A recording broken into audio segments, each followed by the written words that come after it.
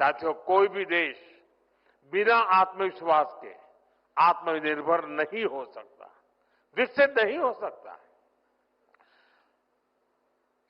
और इसलिए अपने सामर्थ्य, अपनी विरासत, अपने साजो सामान पर गौरव का अभाव हमें खलता है।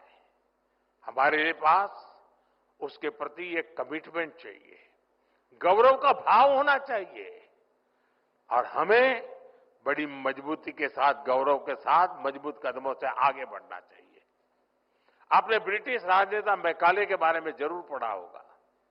उसने गुलामी के कालखंड में शिक्षा तंत्र के माध्यम से भारतीयों की ऐसी पीढ़ी बनाने के लिए काम किया जो मानसिक रूप से गुलाम हो।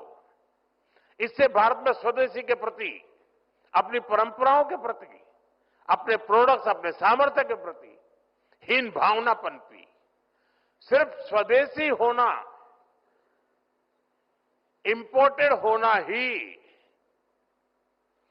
विदेशी होना और इंपोर्टेड होना, इसी को श्रेष्ठता की गारंटी मान लिया। अब ये कोई गले उतरने वाली चीज है क्या? हमें मिलकर गुलामी की इस मानसिकता को खत्म करना है। 10 साल बाद मैकाले के उस दुस्साहस को 200 वर्ष पूरे हो रहे हैं और ये पीढ़ी की जिम्मेवारी है कि 200 साल पहले का जो पाप है ना, वो धोने के लिए अभी 10 साल बचे हमारे पास। और ये युवा पीढ़ी धो करके रहेगी, मुझे पूरा भरोसा है।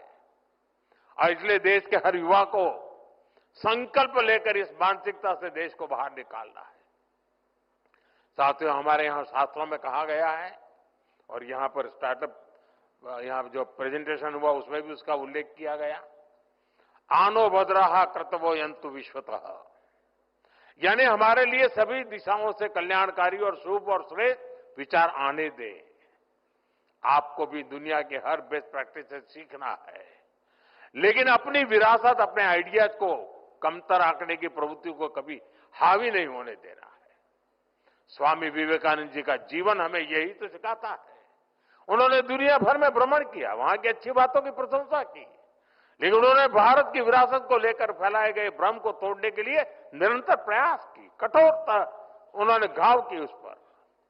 उन्होंने विचारों को सिर्फ इसलिए नहीं स्वीकार किया क्योंकि वे पॉपुलर थे, बल्कि उन्होंने कुरीतियों को चैलेंज किया। स्वामी विवेकानंद जी एक बेहतर भारत बनाना चाहते थे। उसी स्पिरिट के साथ आज आप युवा शक्ति को आगे बढ़ना,